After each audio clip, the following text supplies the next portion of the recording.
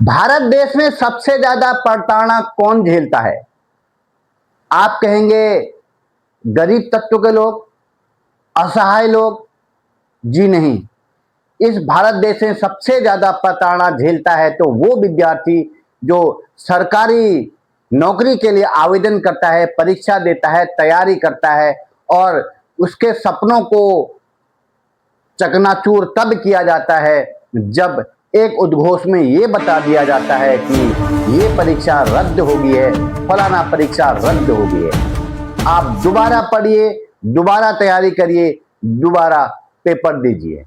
जी हाँ, मैं बात कर रहा हूं नीट 2026 परीक्षा जो कल रद्द कर दी, औपचारिक घोषणा कर दी गई कि ये परीक्षा रद्द कर दी गई है और 23 लाख बच्चों ही नहीं 23 लाख परिवारों को एक जो गहरा झटका लगा है, जो गहरा जख्म सरकार ने दिया है, वो भूलने योग्य नहीं है। वो जख्म इतने गहरे हैं कि उनका घाव भर बना इतना आसान नहीं है।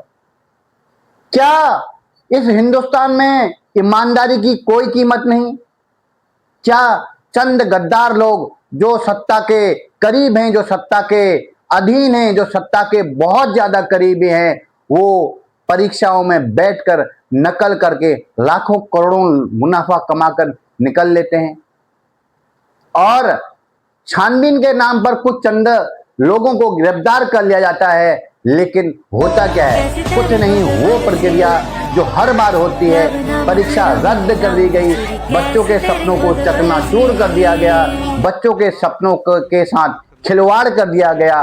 23 लाख बच्चे जो नीट परीक्षा 2026 के पेपर जिन्होंने दिए थे, उन्होंने लाखों सपनों को मारा, मोबाइल देखना बंद करा, बड़े बड़े शादी समारोह, क्रिकेट टूर्नामेंट को देखना बंद करा, अपने दोस्तों रिश्तेदारों के घर आना जाना बंद करा और उनका एक ही मकसद था, एक बार सफल हो जाएं, भविष्य को उदयमान बनाएं, भविष्य को अपना सुनहरा बना लें और अपने परिवार के सपनों को आगे बढ़ाकर ले जाएं। लेकिन होता क्या है? बच्चा पढ़ता है, रात दिन पढ़ता है, आंखों में जलन हो, लाइट हो न हो, सर्दी हो, जाड़ा हो, गर्म हो, ठंडा हो या कैसी भी परिस्थिति हो, घर पर पैसा हो या न हो, कर्जा करके रिश्तेदारों से कर्जा मांग के वो तैयारी करता है सपनों को संवारने की, सपनों को सजाने की तैयारी करता है और जब तैयारी करता है, पेपर देने जाता है तो इतनी सख्ती कि अगर आप 1 मिनट भी लेट हो गए तो गेट बंद कर दिया जाएगा। चेकिंग के नाम पर कलावा निकाल दिया जाता है, चेकिंग के नाम पर एक नाड़ा खोल दिया जाता है, चेकिंग के नाम पर जिप काट दी जाती है, चेकिंग के नाम पर इतने सारे हथकंडे अपनाए जाते हैं कि बच्चा कहीं से भी नकल न कर पाए। होना ही भी चाहिए, बच्चा कहीं से नकल न कर पाए।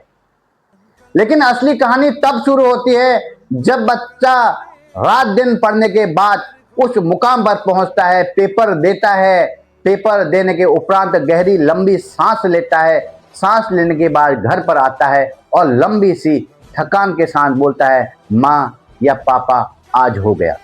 हमारे सपने सफल होने के स्थिति में आ गए हैं, हमारे सपने साकार होने की अवस्था में आ गए हैं। लेकिन जैसे जैसे शाम होती है, ऐसी खबरें आती हैं, उन 23 लाख बच्चों के भविष्य पर अंधकार सा मंडराने लग जाता है।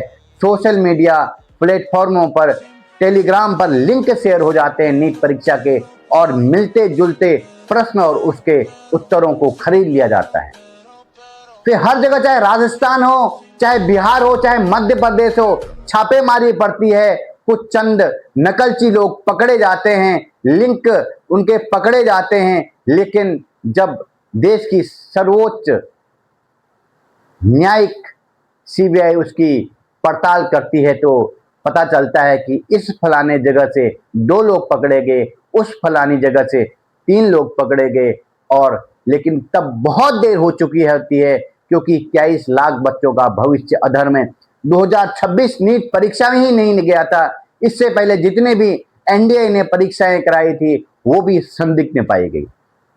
देखा होगा आपने, एक बालिका, एक लड़की के मार्क्स मात्र 6 आते हैं, वो सुसाइड कर लेती है, वो आत्महत्या कर लेती है और जब बाद में रिचेक होता है तो उसके बहुत ज्यादा यानी 490 अंक होते हैं, यहां पर गड़बड़ी पाई जाती है।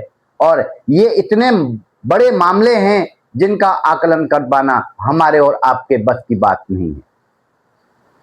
ये सत्ता के पास जो लोग बैठे होते हैं सफेद कुर्ते पैजामे में, जिनको अपना आशीर्वाद देते हैं, वो लोग इतने फल जाते हैं, फूल जाते हैं कि पैसा और शोहरत खरीदना उन लोगों के लिए आम सी बात हो जाती है। जरा सोचिए, जरा आकलन करिए, जब गरीब बच्चा अपने सपनों को उजागर करने के लिए, सपनों को सजाने के लिए दिन रात मेहनत करता है और उस मेहनत पर चोट चंद गद्दार नकलची मार देते हैं। आज मैं बात कोई देशभक्ति की नहीं कर रहा हूं, कोई नेता या अभिनेता की नहीं कर रहा हूं, ये हमारे आपके बच्चों के बारे में बात कर रहा हूं, जो दिन रात पढ़ाई करते हैं और हम माता पिता यही सोचते हैं कि मेरा बच्चा सफल हो जाए, मेरा बच्चा सरकारी नौकरी पाले। लेकिन हमारे अधिकारों का हनन तब होता है, हमारे सपनों को तब छेड़ा जाता है, हमारे सपनों को तब झूमिल किया जाता है जब चंद गद्दार लोग पैसे के लालच में पैसे का इतना भंडार लेकर वो पेपर को खरीद लेते हैं और वहां पर ईमानदारी हार जाती है, बेईमानी जीत जाती है और ये तो पकड़े जाते हैं। लेकिन आप देखते होंगे सत्ता के शिखर तक पहुंचने के लिए बेईमानी जितनी आवश्यक है उतनी ही आवश्यक है बेईमानी को साबित करने की। जी हां, भारत में इस प्रकार से जो प्रथा चली आई है कि हम पैसे के प्रलोभन में, पैसे के लालच में हम हर चीज को खरीद सकते हैं, चाहे कोई भी परीक्षा हो, चाहे कोई भी चीज हो, हम उसको खरीद सकते हैं। और सरकार की नजरों में उन बच्चों की कोई टीस नहीं, कोई पीड़ा नहीं, कोई दर्द नहीं, क्योंकि बच्चों का अगर वो अपने अधिकार मांगने लग जाएं तो उनकी पीठ को, उनके पिछवाड़े को इतना लाल कर दिया जाता है तो बच्चा आपसे से कोई आवाज नहीं उठाने को तैयार होता है। नेपाल में भी यही हुआ था, जिस प्रकार से बच्चों को प्रताड़ित किया गया, जिस प्रकार से बच्चों के सपनों का हनन किया गया, जिस प्रकार से बच्चों के अधिकारों के साथ खेला गया, वहां पर जनजातीय आंदोलन उत्पन्न हुआ। जनजातीय आंदोलन उत्पन्न होने से समूचा नेपाल जल उठा था। लेकिन वीडियो बनाने का मकसद किसी की जान मान या देश में कोई हिंसा पैदा करना नहीं, बल्कि ये वीडियो बनाने का मकसद है सरकार जागे। कोई न कोई ऐसा होना चाहिए जो इस परीक्षा के बारे में बात करे, बच्चों के भविष्य के बारे में बात करे। सुनकर देखकर बड़ा दुख होता है कि बच्चा महीनों, 2 महीने, 6 महीने, साल भर की मेहनत करता है और उनके सपनों को झटके से तार तार कर दिया जाता है। क्या हम ऐसी कोई भी प्रथा यहां पर न बना पा रहे हैं कि कोई भी नकल न कर पाए? आप देखते होंगे इतनी बड़ी परीक्षा में कोई भी बच्चा नकल नहीं कर सकता है, तो आप सोचिए इतनी बड़ी परीक्षा का पेपर लीक कौन कर सकता है? हम कर सकते हैं, आम आदमी कर सकता है? नहीं कर सकता है, क्योंकि जो करता है उस पर बहुत बड़ा हाथ होता है, बहुत बड़े अधिकारी का हाथ होता है, जिस कारण से लाखों करोड़ों बच्चों का भविष्य अंधकार में चले जाता है। सरकार को सोचना होगा कि जिम्मेदारी पाकिस्तान, खालिस्तान या पंडित जवाहरलाल नेहरू ने नहीं की। पेपर लीक की जिम्मेदारी इनकी नहीं थी। पेपर लीक की जिम्मेदारी बनती है सरकार पर, एनडीए पर, जो खास तौर पर इन पेपर को आयोजित करती है, और वो सरकार जो इस सत्ता के शिखर पर बैठी है। उन गरीब बच्चों के अधिकारों का हनन करना बंद करिए, क्योंकि उनके सपने अगर टूटते हैं तो एक घर बर्बाद नहीं होता है, एक पूरा राज्य बर्बाद हो जाता है, पूरा देश बर्बाद हो जाता है। क्योंकि अगर उचित शिक्षा अच्छे मुकाम पर नहीं पहुंचेगी तो हमारा देश बर्बाद हो जाएगा। अच्छे लोग, मेहनत कश लोग, पढ़ाई करने में अव्वल लोग अगर अच्छे स्थान पर नहीं पहुंच पाएंगे तो वही होगा, डॉक्टर ऑपरेशन तो करेगा लेकिन कैंची को अंदर सिल देगा। जो भी बीमारी होगी उसका ऑपरेशन नहीं होगा, जो बीमारी नहीं होगी उसका ऑपरेशन हो जाएगा, क्योंकि वो बेईमानी से उस पर पहुंचा है। इसकी जिम्मेदारी किसकी है? अगर वो बच्चा किसी स्कूल कॉलेज में जाता है तो वो शिक्षक अच्छे विद्यार्थियों को चुनकर आगे नहीं भेज सकते, क्योंकि वो खुद पैसे के दम पर शिक्षक बने हैं या चिकित्सक बने हैं या कोई अधिकारी बने हैं। देश को लंगड़ा होने से बचाइए, देश को खोखला होने से बचाइए, क्योंकि अगर एक बार देश खोखला हो गया, एक बार देश लंगड़ा हो गया, तो इस देश को लंगड़ा होने से, इस देश को कमजोर होने से कोई नहीं बचा पाएगा।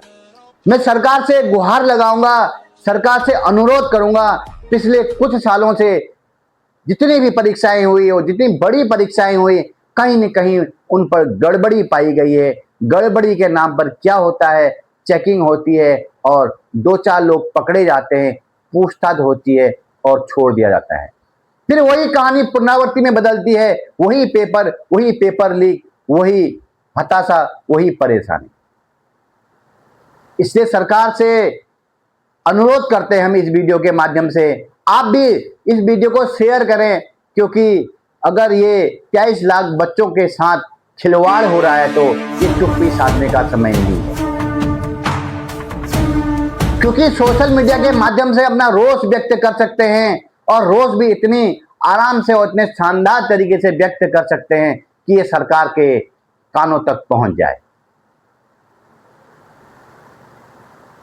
वीडियो के माध्यम से मैं यही कहूंगा, लाखों बच्चों के साथ जो अन्याय हुआ, जो अनर्थ हुआ, जो उनके सपनों को धूमिल किया गया, जो उनके सपनों के साथ हुआ, जो उनके माता पिता के सपनों के साथ खिलवाड़ हुआ, वो किसी इनके साथ हो।